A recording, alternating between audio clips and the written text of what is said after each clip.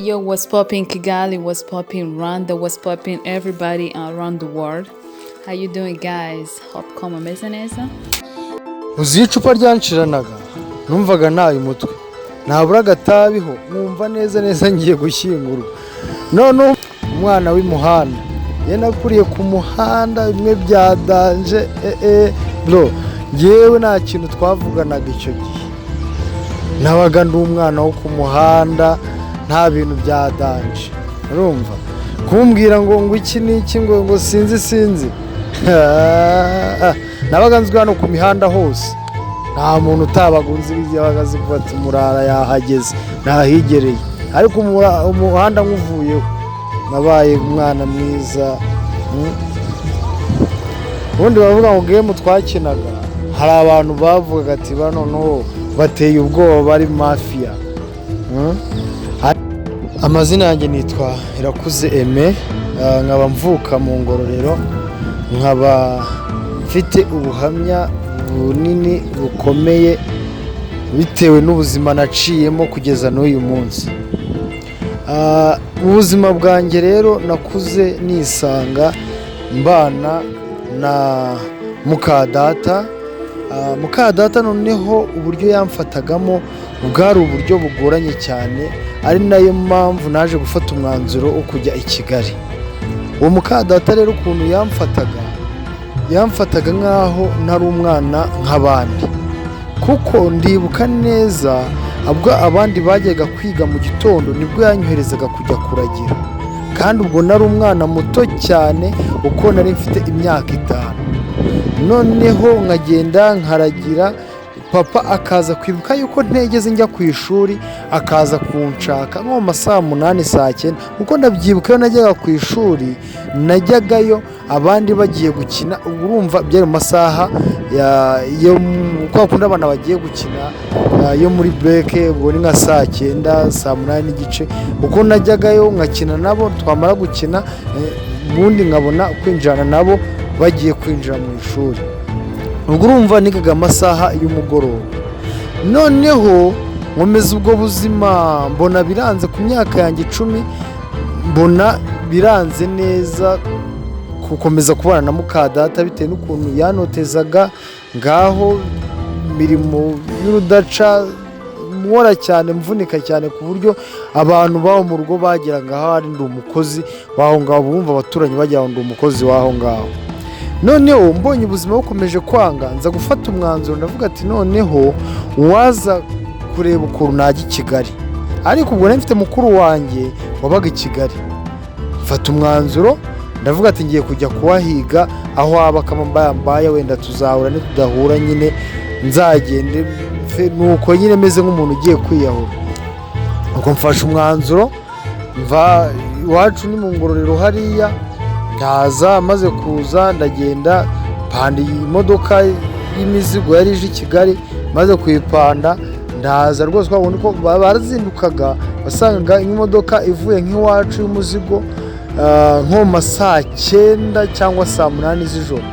urumva ntabwo negeze ndyama bwajyaga gucya ubunyoni bwatangiraga kuvuga neza tugeze hano Kiruhura ubwo ndangije ndagenda ndayipanda amaze kuyipanda ndaza ninguka hano Nyabugogo nyuma kuhagera mvamo maze kuvamo noneho ndangije nangira kujya nirwa ngenda aho ngaho ariko nza guhura n'umugabo umwe w'umumotari w'iwacu ndamubwira ati ndimo ndashaka mukuru wanjye ati unavuye iwacu nabacitse sinshaka ko banabimenya ahubwo nyeneye yuko umuzana mukuru wanjye nza gusanga aba hano Kimisagara ubwo mba ngiyeyo maze kubayo ansubiza mu ishuri noneho amaze kunsubiza mu ishuri mu myaka yanjye 15 nibwo naje guhura n'ibintu bidasanzwe ubwo hari umugabo wari ufite umugore twari duturanye aho ngaho akaba ari inshuti na mukuru wanjye noneho wa mugabo akajya akunda bumva yari umushoferi akunda gukora amasafari akorera hanze bino bihugu nyine sinzi ibyo yatwaraga ariko cyo nzi ko ari umushoferi noneho uwo mugore aza kunkunda ariko ankunda hari ibyo agamije urumva nari umwana w'umukirisitu, ibintu byo kunywa inzoga ntabizi, ibintu byo kunywa amatabi ntabizi, nta na kimwe nzi. Atangira gusa nkaho agenda anyiyegereza buhoro buhoro, ariko abona yuko ntarimo kugenda mwumva. Arareba tekinike yazakoresha kugira ngo ayigarure umutima wanjye. Atangira kujyamo ubuntu bw'impano bwa hato na hato, uko agenda buma akagenda arushaho kugenda nkurura. Akareba akavuga ati urukweto rurashaje kugira ngo ndudodeshe, aho nkajya kubona nkabona yarunguriye, yarumaye. Ndavuga ati hari abantu bagira umutima mwiza, abanyakigali ni beza. Ntangira gucya, ntangira kumera neza, nanjye numva nangiye kwigira icyizere ko nabonaga hari umuntu unyitayeho. Noneho arangije asa nkaho atangiye kunyereka yuko ashaka yuko turyamana, ariko njyewe nkabona ntabwo ndimo kubyakira neza no kubifata. Nawe abona ko bigoranye, abona ko bitazakunda. Nta yindi tekinike yakoresheje rero.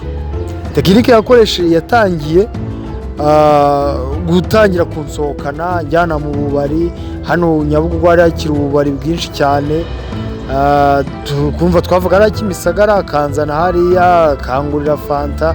Bukeye arambwira ati rero ntabwo wazaba umugabo byibura udasoma ukana. Atangira gushaka abantu kwa kundi nimba barimo kunywa amayoga bakaganira badinga, kumva bashyizemo ibintu bya business, ibintu birimo amafaranga, birimo ibintu by'imbaraga.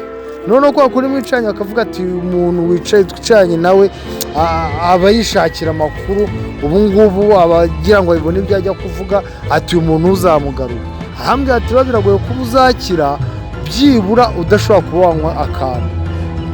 Noneho atangira agace k'akarahuri, ambwira ati wowe ngwino tugende twicarane, uzajya usomaho gakeya, wumva gahunda, wumva diri ukuntu zimeze, nawe ubashe kwinjira mu kazi neza. Turagiye uko washyira mu kirahure, nkajya nywaho mbeshya mfite amazi hafi aho ngaho. Noneho biza kurangira no maze kwisanga narabaye umusinzi nyine, nsigaye nywa cyane rwose. Uzi icupa ryanshiranaga, numvaga nabi umutwe, nabura agatabi nkumva neza ngiye gushyingurwa. Ariko nawe tekinike yakoreshaga n'ubu byose yabikoraga. Yahitaga amwereka amalinki, anyereka ati hari akazi, hari imirimo, kuko amafaranga agenda nyabona. Noneho arangije baravuga ati rero uyu muntu kugira ngo umeze mwigarurire neza cyane, amfasha anyishyurira ishuri ryo kwiga imodoka. Ndajyana niga imodoka, ndayimenya neza. Amaze kuyimenya ntunza kubona perime. Bonye perime aravuga ati, abwira umugabo, aramubwira ati rero ntabwo nzajya nkora ingendo ntafite umuntu ntwara, ati ahubwo nkeneye umushoferi uzajya ntwara. Ubwo abanyiza umushoferi, si ukunywa ya mayoga, si ugutangira kunjyana mu matabi. Narumiwe, ndavuga ati cyakora abagore baragwira. Arangije ubwo kwa kundi kugenda akomeza nyoshya, biza kurangira dutangiye kugira ibyo tugirana, ariko numva nyine umutima urimo kuncira urubanza. Noneho maze kubibona gutyo, mbona urugo rw'uwo mugabo rugiye gusenyuka kandi ari njye urusenya. Ndangije ndavuga ati se Mana yanjye, urumva natangiye guhita ntekereza Imana. Ndavuga ati Mana yanjye, ibi bintu ndimo sinzabura umubiri nkabura n'ubugingo. Nangira gusenga Imana, mfata umwanya njya ku musozi, mbwira Imana ati Mana, uyu munsi unyigaragarize ko ari wowe Mana, unyiyereke ko ari wowe Mana. Ibi bintu by'ubusinzi ndashaka kubivamo. Buriya biragoye kuba waranyweye inzoga, waranyweye itabi, bwacya mu gitondo ukabireka. Nicyo kintu cya mbere kigora mu buzima, nicyo kintu nabonye kigora. Ibindi byose wabireka, ariko ibyo bintu biragora pe. Kuko uragerageza ukavuga ati uyu munsi nihangane, ariko ejo ntabwo ushobora kwihangana wumva ugikeneye ka gacupa. Agacupa wakwihangana wumva ugikeneye ka gatabi. Ariko buhoro no gusenga nibyo bintu byamfashije. Ubwo umudamu rero mbona yuko umugabo agiye gusenyuka. Mbaza umudamu, ndamubaza se kuki uyu mugabo mbona mugiye gutandukana bimeze bite? Kuko yaratangiye kujya amusuzugura, kuko hari ibyo namukoreraga umugabo atamukoreraga. Ubwo ndangije ndareba, ndamubaza ati se ibi bintu ni ibiki twatangiye? Ko twatangiye mbona nta kibazo, ibi ni ibiki koko? Nayo nkumva birambaye kubona umuntu w'umugabo agiye gusenya. arambwira ati kuri kuvunika.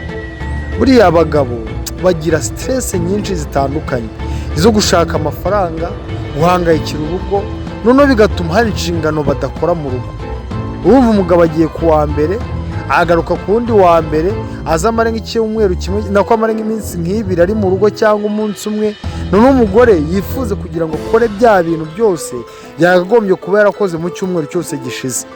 Kandi umugabo afite stress, afite umunaniro, afite mbese arakora uko ashoboye, ariko umugore ibyo ntabwo bimurana, ntashaka kubimenya.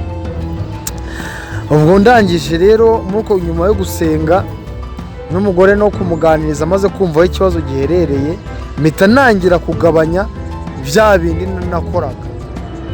Nanjye nyimara kubigabanya nawe atangira kugabanya ibyo yajyaga nkorera. Urumva nimba hari ibyo amafaranga yamaga, hari ibyo yanguriraga, ako kazi nako yamaga, no kugira ngo amime asa nkaho anyirukanye kuri ka kazi. Ariko anyirukana, urumva nabaga muri ghetto, nabure nyibana na mukuru wanjye, urumva nari naramaze gukura. Amaze kunyirukana neza, ubuzima buranga neza burundu. Ndashimira umugabo w'umupasiteri umwe nagiye gusenga, amaze kujya gusenga arandeba arambwira ati ufite ikihe kibazo? Mubwiza ukuri, mubwira uko ibibazo byose bimeze, mubwiza ukuri ikibazo cyose uko kimeze. Noneho maze kumubwiza ukuri arangije arambwira ati rero wikongera guhangayika kuva uyu munsi, ngwino ube hano ku rusengero. Nuko natangiye kuba ku rusengero, maze kuba ku rusengero nkajya ndirimba muri korali, mba ndahaba igihe kirekire. Ariko ikintu cyaje kungora, buriya nubwo ushaka kuhaba unahakorera biragoye, nongeye nsubiremo ngo biragoye kuba waranywaga inzoga ukambwira ngo umunsi umwe ugiye kuyivaho. Noneho ndangije nuko gukomeza kuhaba, umugabo noneho baza no kumwimura nyine w'umupasiteri. Babandi noneho bahaje bavuga yuko aho hantu nta muntu ugomba kuhaba, ahubwo banjye bahimuriramo ibikoresho by'itorero. Ubwo mba ndahavuye. Mbega ubuzima, mbega gusitaragoringa, mbega guhangayika, mbega gusubira inyuma, mbega kumva wihebye, mbega kumva ugiye gupfa. Ndangije birangira mvuze ati ibi nabyo, ntangira kuzongera gusubira muri ya mayoga. Ndavuga ati wakongera kama wa mugore, ariko ni ya mabura kindi kwa gusubira inyuma. Ndangije ndavuga ati rero nta kundi, reka mfata umwanzuro. Ndagenda njya hariya kuri Nyabarongo, ndavuga ati urupfu rwanze neza reka gere niyahure. Ndagenda mageze nikubisemo abantu barandohora, ubwo sindura se mba ndatashye. Ati Mana yanjye, none ibi ni iki nzabigenze ne koko? Ubwo kera kabaye nta muntu ujya ubura umugirira neza n'umufasha. Hari umugabo twari duturanye aho ngaho nyine kwa mukuru wanjye. Noneho nza kuza kujya mu mujyi, nsanga niho akorera araranguza.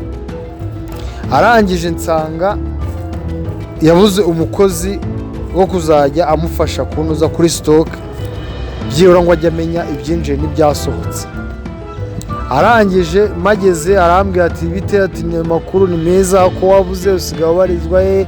Mba ndamubwiye ubuzima, amaze kumubwira arambwira ati hamanga ntuzongere kuhava. Haba nshyize kuri stock, ntangira kujya menya ibyinjiye n'ibyasohotse. Ndakora nawe niteza imbere, mbona udufaranga. Maze kubona udufaranga numva ko ubuzima bwongeye kugaruka. Rwose ndashima Imana yuko yanabaye rwose umeze neza.